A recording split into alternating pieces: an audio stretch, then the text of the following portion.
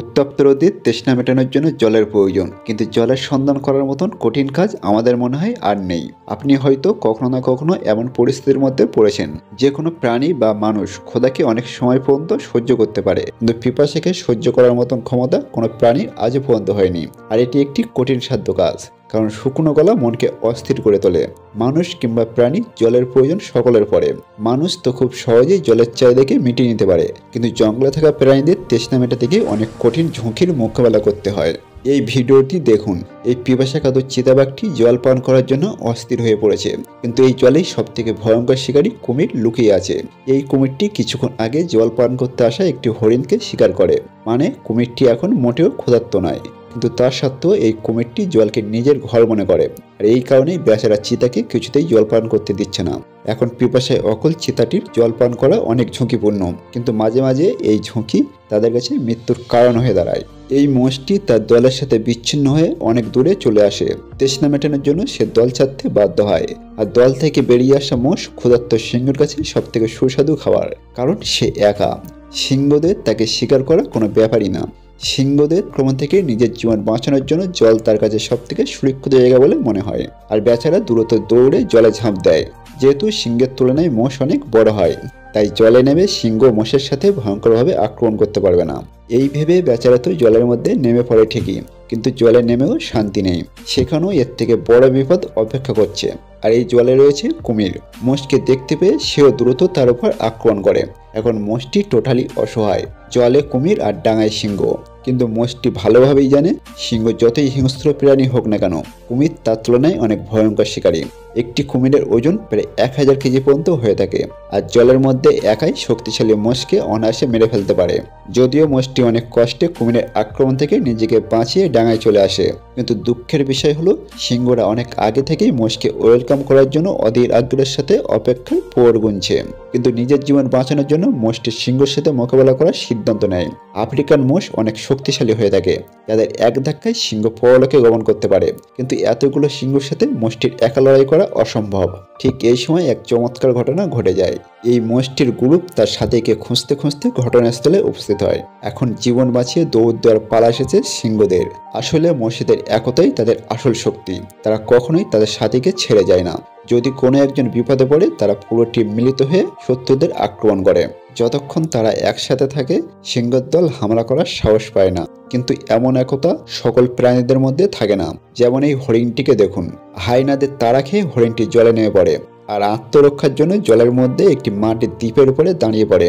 হাইনাটি তো হরিণের পিছনেও বন্ধ করে দেয়, কিন্তু তাকে তার গ্রুপে ফিরে যাওয়ার জন্য পুনরায় জলে নামতে হবে। কিন্তু এখন জলে নামা মানে মৃত্যুকে আমন্ত্রণ দেওয়া, কারণ এতক্ষণে জলে থাকা কুমির তার শিকারকে দেখে নিয়েছে আর তাকে খাওয়ার জন্য দ্বীপের উপর উঠতে যাচ্ছে। কিন্তু বেচারা আগে পিছু না ভেবে জলের উপর প্রাণপণে ঝাঁপ দেয় আর সাঁতরে ওপরে যাওয়ার চেষ্টা করে। কিন্তু বেচারা জানে না কুমির জলের মধ্যে 30 কিমি প্রতি ঘন্টায় গতিবেগে চলতে পারে, আর জলের মধ্যে হরিণের গতিবেগ 6 থেকে 7 কিমি প্রতি ঘন্টায় হয়ে থাকে।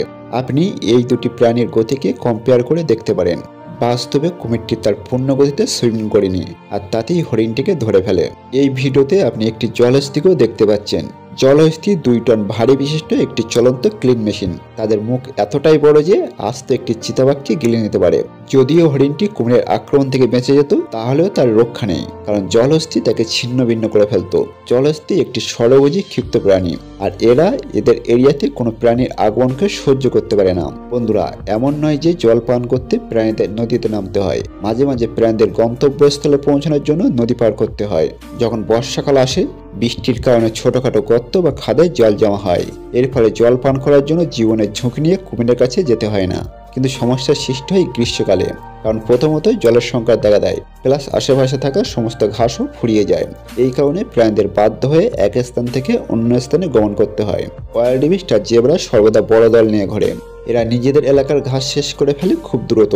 এই কারণে নতুন ঘাসের ময়দানের সন্ধানে সর্বদা সামনের দিকে এগিয়ে যেতে থাকে। কিন্তু তাদের চলার পথে নদী হলো সব থেকে বড় বাধা।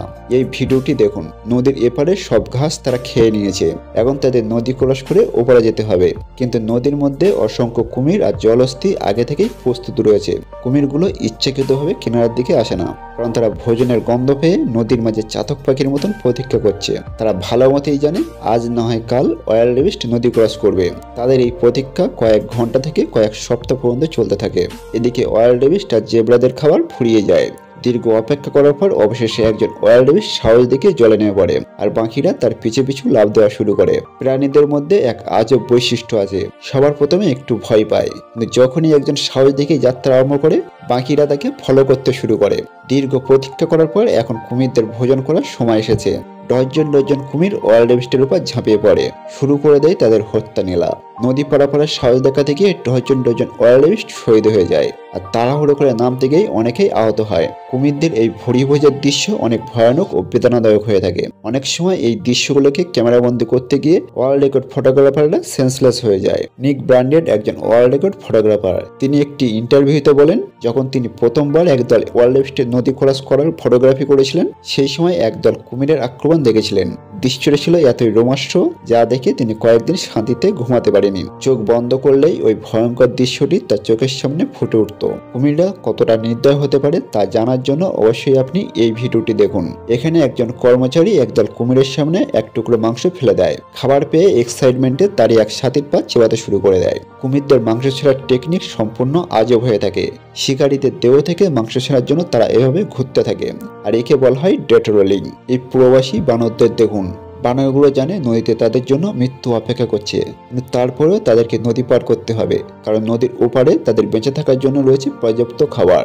ইতিমধ্যে এপারে সব খাবার তারা ফুরিয়ে ফেলেছে, তাই বেঁচে থাকতে হলে অবশ্যই তাদেরকে ওপারে যেতে হবে।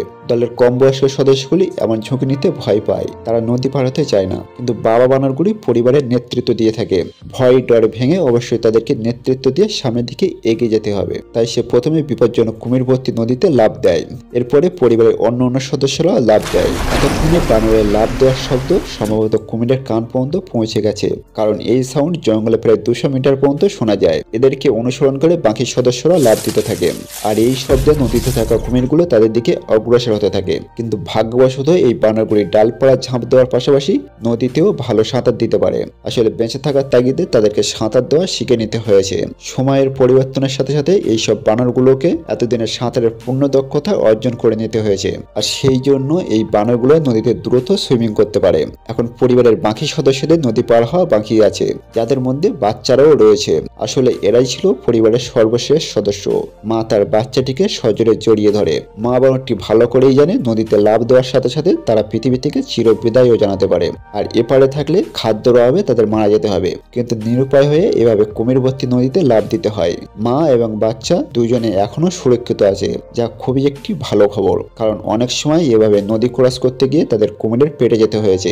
এতক্ষণে কুমির মনে হয় তাদের কাছে চলে এসেছে, কিন্তু তাতে কি, মা বাচ্চা নিয়ে বানরের দল এখন সুরক্ষিত জায়গায় পৌঁছে গেছে। বন্ধুরা, এই ছোট্ট ভিডিওটি দেখেই বুঝতে পারছেন সামান্য নদী পার হতে গিয়ে তাদের কতটা জীবন যুদ্ধে নামতে হয়। মা তার বাচ্চাকে কতটা ভালোবাসে এই ভিডিওটি দেখেই বুঝতে পারছেন। কিন্তু কিছু প্রাণী এতটাই নির্দয় হয়ে থাকে, এমনকি নিজের বাচ্চাকেও তারা ছিঁড়ে খেয়ে ফেলে। যেমন জলহস্তী, এরা নিজেদের এলাকায় দলবদ্ধ হয়ে থাকতে পছন্দ করে, কিন্তু যদি তাদের এলাকায় অন্য কোনো প্রাণীর প্রবেশ করে তাকে তারা নৃশংসভাবে হত্যা করে। যেমন এখানে জঙ্গলি কুকুরদের আক্রমণ থেকে মুক্তি পেতে হরিণটি জলহস্তীদের এলাকায় ভুল করে চলে আসে, আর সে কাদায় আটকে পড়ে। বেচারা সেখান থেকে পালিয়ে আসার জন্য প্রাণপণ চেষ্টা করতে থাকে, কিন্তু সামনে থাকা জলহস্তী তার ধারালো দাঁত দিয়ে হরিণটির গলা চেপে ধরে আর আচার মারতে মারতে তাকে মেরে ফেলে। শুধু তাই নয়, জলে যদি কুমির কাউকে ভয় পায় তাহলে সে হলো একমাত্র প্রাণী জলহস্তী। কুমির এমন এক প্রাণী যা হাতির মতন প্রাণীদেরকেও মেরে ফেলতে পারে, কিন্তু তা সত্ত্বেও তারা জলহস্তীদের ভয় পায়। যেমন এই ভিডিওটি দেখুন, হাতিদের শিকার করা প্রাণীদের কেমন হাল করছে এই জলহস্তীগুলো। একমাত্র জলহস্তীরাই পারে কুমিরদেরকে ছিন্ন ভিন্ন করতে, তাই কুমির সর্বদা এদের থেকে দূরে থাকার চেষ্টা করে। কিন্তু মাঝে মাঝে জঙ্গলের দৃশ্য একেবারে ভিন্ন হয়ে থাকে। যখন তাদের পিপাসা লাগে তখন তারা ভুলে যায় কে শিকার আর কে শিকারী। যেহেতু খিদের থেকেও পিপাসা বেশি অতিষ্ঠ করে তোলে, তাই শিকার হয়ে যাওয়া প্রাণীদের মধ্যে শিকার হওয়ার ভয় মরে যায়। এই ভিডিওটি দেখেই বুঝতে পারছেন জল কতটা মূল্যবান জিনিস, আর সেই সাথেও এটা বুঝতে পেরেছেন যে সৃষ্টিকর্তা আমাদের কতটা সুখে রেখেছে।